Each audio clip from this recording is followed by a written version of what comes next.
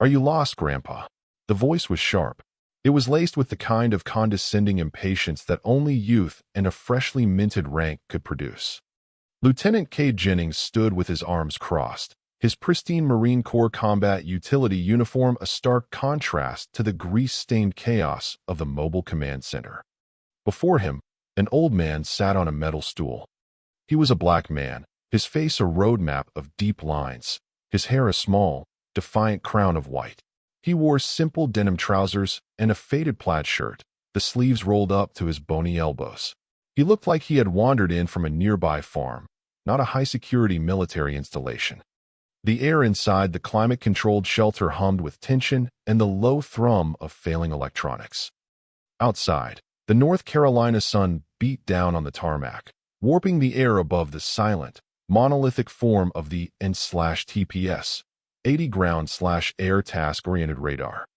G/ATOR, the pride of the Marine Corps Air Ground Task Force. And it was dead. For 6 hours, Jennings and his team of highly trained, highly educated engineers had swarmed over the system.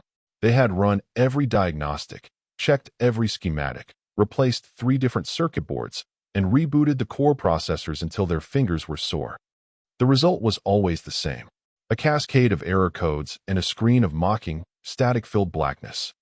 Every passing minute was another twist of the knife in Jennings's burgeoning career. He was supposed to be the best. Top of his class at Quantico, a master's degree in electrical engineering from MIT. This was his first command, his first real-world test. He was failing. And this old man was just sitting there, watching. He hadn't said a word for the last hour. He just sat, perfectly still, his dark eyes taking in everything with a placid, unnerving calm. In his lap, he held a small, battered wooden box. "Sir, this is a restricted area," Jennings repeated, his voice louder this time, clipping each word with authority. "I'm going to have to ask you to leave." The old man finally moved. He turned his head slowly, his gaze meeting Jennings's. There was no fear in those eyes, no confusion, just a deep, weary patience. "The general sent me," he said. His voice was quiet, a low rumble like stones shifting at the bottom of a river. Jennings almost laughed. It was a bitter, frustrated sound. "The general? You mean General Thorne? Commanding General of the 2nd Marine Aircraft Wing." The old man gave a slight, almost imperceptible nod. "Right," Jennings sneered. "You and the general, best pals, I'm sure. Look, I don't have time for this." He turned to one of his corporals. "Get him out of here. Escort him to the main gate, and make sure he finds his way home." The corporal, a young man with nervous eyes, took a step forward. "I believe he'd prefer I stay," the old man said, his voice still impossibly calm. Jennings spun back around, his face flushed with anger. The failure of the radar, the pressure from command, the inexplicable presence of this strange old man, it all boiled over. "Who in the hell are you?" he demanded. "My name is Silas Mercer." The name meant nothing to Jennings. It was just a name, an old name for an old man who was in his way. "Well, Mr. Mercer," Jennings spat, ignoring the rule about honorifics in his anger, "your presence here is unauthorized. I am in command of this site, and I am ordering you to leave." Silas did not move. He simply looked past Jennings, his eyes fixed on the inert radar system. He saw the frantic movements of the young Marines, the sheen of sweat on their brows, the way they checked and rechecked the same components. He saw their sophisticated diagnostic tablets delivering the same useless information. He saw them treating the symptom, not the disease. "The problem isn't in the processing unit," Silas said softly, almost to himself. Jennings's head snapped back. "What did you say?" "You're chasing ghosts in the software," Silas continued, his gaze still distant. "The fault is older, more fundamental. This was the final straw. For this fossil, this civilian trespasser, to critique his methods was an insult of the highest order." "You have no idea what you're talking about," Jennings seethed. "This is a billion-dollar piece of technology. It's more complex than anything you've ever seen in your life." He gestured at the silent radar. "My men are the best trained engineers in the United States Marine Corps. We know what we're doing." The statement hung in the air, heavy with its own obvious falsehood. They did not know what they were doing. They were lost. Silas's eyes finally shifted from the radar to the battered wooden box in his lap. His long, gnarled fingers traced the worn grain of the wood. Jennings followed his gaze, his contempt finding a new target. "What's in there, Grandpa?" he mocked, a cruel smile twisting his lips. "A magic wand? Some ancient secret from the 1940s? He stepped forward, his personal space violation deliberate and aggressive. He leaned down, his face close to Silas's. "Let me guess. You're going to fix it with a paperclip and some chewing gum, right?" Silas remained silent. His stillness was a rock against which Jennings's fury crashed and broke. Infuriated by the lack of reaction, Jennings did something he would regret for the rest of his life. He reached out and flicked the wooden box with his index finger. It was a small gesture, a dismissive tap, an act of pure, unadulterated contempt. The light thump of his finger on the wood seemed to echo in the silent command center. For Silas, the touch was a lightning strike. The smell of ozone and burnt wiring vanished, replaced by the scent of cordite and damp, rotting jungle. The hum of the failing electronics became the frantic hiss of a PRC-77 radio. The North Carolina sun became the oppressive, suffocating heat of the Ashau Valley, 1968. He felt the slick mud under his fingernails. He heard the desperate voice of his platoon leader in his ear, whispering over the radio, "Ghost, I've got nothing. The whole net is down. We're blind." He remembered sitting in a foxhole, rain pouring down, using a scavenged Zippo for light and a bayonet for a prying tool. He remembered stripping wires with his teeth and winding a new coil around a piece of shrapnel, his hands moving with a desperate, inspired certainty. He remembered crafting the strange little tool that now lay inside that box, a custom diagnostic probe made from the guts of a broken radio and the handle of a toothbrush, the only thing that could isolate the phantom signal that was jamming their comms. The memory lasted a second, but it was a lifetime. He blinked, and the jungle was gone. He was back in the shelter, an arrogant young lieutenant sneering down at him. But something had shifted. The weary patience in his eyes had been replaced by a flicker of something ancient and hard. Across the room, Gunnery Sergeant Evans watched the entire exchange. Evans was a man who had seen 2 decades in the Corps. He had seen good officers and bad ones. He had seen arrogance, and he had seen competence. In Lieutenant Jennings, he saw a dangerous cocktail of arrogance and incompetence, a leader more concerned with his own authority than with solving the problem. But it was the old man who truly unsettled him. Evans had seen that stillness before. He had seen it in bomb disposal technicians approaching a live IED. He had seen it in force recon snipers settling in for a 24-hour watch. It was a kind of calm that was not peaceful. It was a calm born of having seen the absolute worst the world had to offer and having survived it. When Jennings flicked that box, Evans felt a cold knot form in his stomach. It was a line crossed, a desecration. He made a decision. Moving with quiet purpose, he slipped out the back of the command shelter, pulling his phone from his pocket. He did not call the officer of the day. He did not call base security. He scrolled through his contacts to a number he had been given once, years ago, by a mentor. A number he was told to use only in a situation of absolute, undeniable crisis. The phone was answered on the first ring by a clipped, professional voice. "General Thorne's aide. Sir, this is Gunnery Sergeant Evans at the G/Ader site," Evans said, his voice low and urgent. "Apologies for using this line, but we have a situation." "What is it, Gunny?" the aide asked, his tone betraying a hint of annoyance. "The general is aware the radar is down." "It's not about the radar, sir. There's a civilian here. An old man. Lieutenant Jennings is trying to remove him, but he won't leave. Then have security deal with him," the aide said, his patience clearly wearing thin. "Sir," Evans insisted, "he says the general sent him." He gave his name as Silas Mercer. The effect of that name was instantaneous and terrifying. There was a sharp, audible intake of breath on the other end of the line. Then a profound, deafening silence that stretched for 5 long seconds. When the aide's voice returned, it was completely transformed. The annoyance was gone, replaced by a tone of pure, unadulterated panic. "Gunnery Sergeant," the aide said, his voice a strained whisper. "Listen to me very carefully. Is Mr. Mercer still on site?" "Yes, sir. He's in the command shelter with the lieutenant. Do not let him leave. I don't care what you have to do. Do not let Lieutenant Jennings or anyone else lay a hand on him. Keep him safe. The general is en route. I repeat, General Thorne is en route. Code 1 inch. The line went dead. Evans stared at his phone, a chill running down his spine despite the heat. Code 1. That was the designation for an active threat to a command-level asset. He turned and hurried back toward the shelter, his mind racing. Who in God's name was Silas Mercer? Inside, the standoff continued.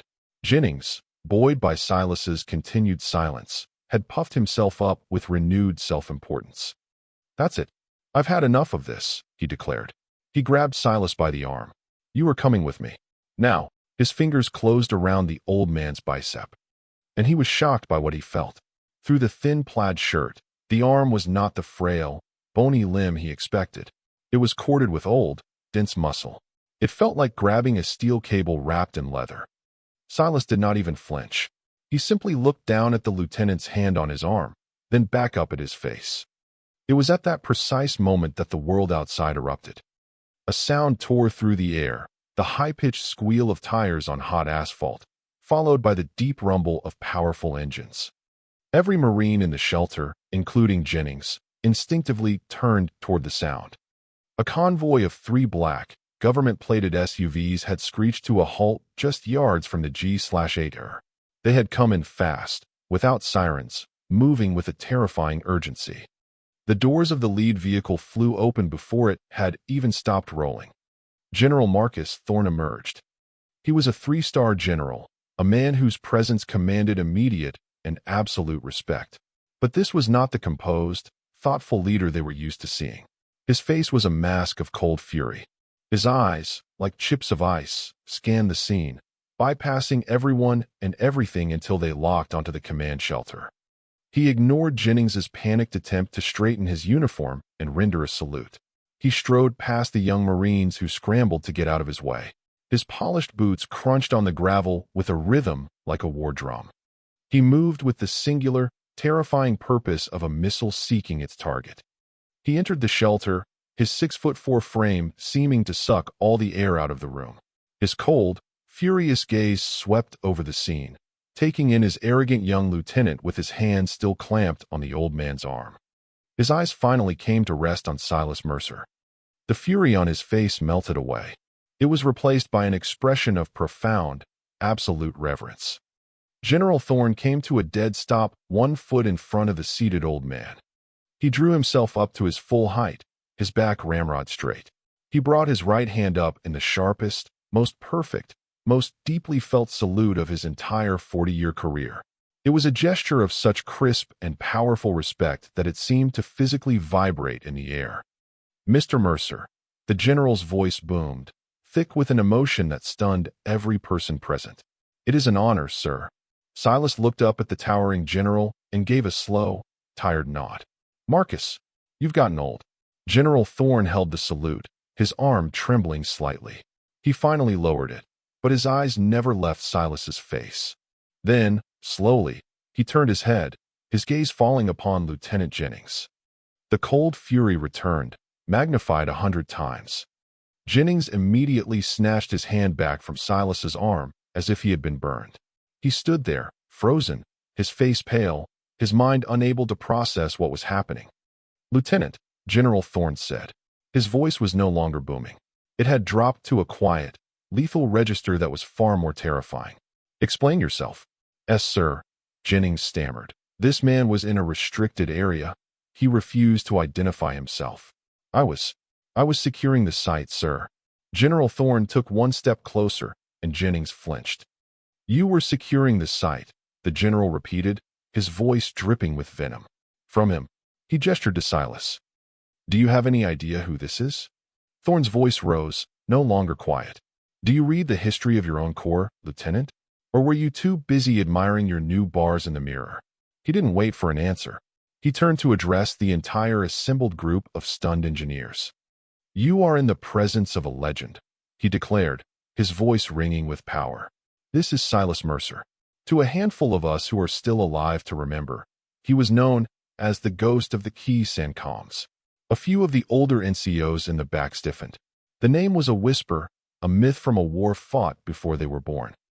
During the siege of Quai San, the general continued, his eyes burning. When every piece of high-tech communication gear we had was failing under the bombardment, when we were deaf, blind, and about to be overrun, this man, a corporal with a high school education and a toolkit he made himself from scrap, went out into the wire, under fire, again and again. He jerry-rigged our entire communications network using nothing but his bare hands and a genius that men from your MIT labs couldn't begin to comprehend. He pointed a trembling finger at Silas. He is the reason the B-52s found their targets. He is the reason air support knew where to drop their ordnance. He is the reason an entire battalion of Marines was not wiped off the face of the earth. He saved my life. He saved the life of every man in my platoon. The general's voice cracked with emotion. He took a deep breath, composing himself before turning his glacial gaze back to Jennings. We offered him the Medal of Honor. He refused it. We offered him a commission. He refused it. We offered him a job at DARPA with a blank check. He refused that, too. He said he had done his part and just wanted to go home. So for 50 years, he has lived in quiet obscurity, asking for nothing. And when I called him this morning, as a last resort, because my best and brightest couldn't figure out this puzzle box, he got in his old truck and drove 3 hours to help us. Not for money, not for glory, but because he is a Marine, in his soul, in a way you will never understand. He took another step toward Jennings, his voice dropping back to that deadly whisper. And you put your hands on him. You, in your clean, pressed uniform, who has never known a day of real hardship, dared to disrespect a man who bled for the very ground you stand on. He leaned in until he was inches from Jennings's face. You mistook his age for weakness. You mistook his humility for ignorance. You have disgraced your uniform, and you have disgraced me. You are a stain on the legacy of men like him. The silence that followed was absolute. Jennings stood, shaking, his face ashen. He looked as if he wanted the earth to swallow him whole. It was Silas who broke the silence. He slowly pushed himself to his feet. He placed a gentle hand on the general's rigid arm. He's just a boy, Marcus, Silas said, his voice soft, full of fire. We needed that once, remember? The general looked at Silas, the anger in his eyes warring with the deep affection he held for the man. Silas then turned to the terrified Lieutenant Jennings. He offered a small, forgiving smile. The problem isn't in the board, he said, as if there had been no interruption. It's in the primary power conduit shielding. The new composite materials you're using. They create a harmonic resonance at high frequency. It's feeding back into the system and scrambling the processors. He finally opened the small wooden box. Inside, nestled on a bed of worn velvet, was a single, strange-looking tool. It was a soldering iron, but not like any they had ever seen. It had a fine, needle-like tip and a handle clearly fashioned by hand. You need to bypass the primary shield and ground the conduit directly to the chassis, Silas explained. But you have to do it without frying the board. This, he said, holding up the strange tool, lets you do that. He stepped past the frozen general and the humiliated lieutenant. He walked over to the main console, opened a panel the other engineers had ignored, and with a single, steady touch of his ancient tool, he created a microscopic solder point. The effect was instantaneous. The lights on the console flickered from red to amber, then to a steady, solid green. The screens, once black, flashed to life, displaying a clean, perfect diagnostic reading. A low hum from the giant radar outside deepened into a powerful, operational thrum. The G/Aider was online. Silas stepped back, closed his wooden box, and looked at the young engineers who were staring at him as if he were a ghost.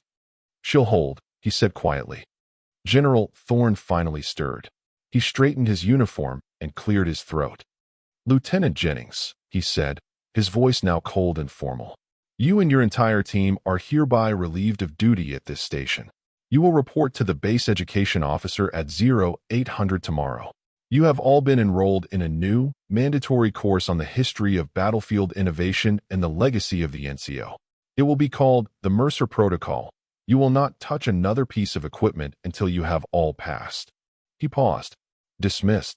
Jennings, his face a mask of shame, managed a weak, "Aye, sir," before turning and shuffling out, his team following him like sheep. 3 months later, a different Cade Jennings sat in a small off-base diner, nursing a cup of coffee. He was no longer a lieutenant. He had requested, and been granted, a voluntary reversion to the rank of staff sergeant. He wanted to earn his way back. He wanted to learn from the ground up. The bell over the diner door jingled. Silas Mercer walked in, looking exactly the same in his plaid shirt and denim trousers. He ordered a coffee and sat at the counter. Jennings watched him for a long moment. He finally took a breath, stood up, and walked over. "Mr. Mercer," he said, his voice quiet and steady. Silas turned on his stool, his eyes showing recognition, but no malice. "I wanted to apologize," Jennings said, his voice thick with sincerity, "for my conduct, for my arrogance. There is no excuse for how I treated you. I was a fool, and I am sorry." Silas studied the young man's face. He saw the shame, but he also saw a newfound humility. He saw a man who had learned a hard, painful lesson. He nodded slowly. "Apology accepted, Sergeant," he said, putting a slight emphasis on the new rank. He gestured to the stool next to him. "Sit. Let me buy you a cup of coffee." Jennings sat. For a long while, they drank in silence. Finally, Silas spoke. "The most important tool you'll ever have," he said, looking into his cup, "isn't in your toolkit. It's respect. It costs nothing, but it can fix almost anything." He looked at Jennings and gave him that same, small, knowing smile. The lesson was complete.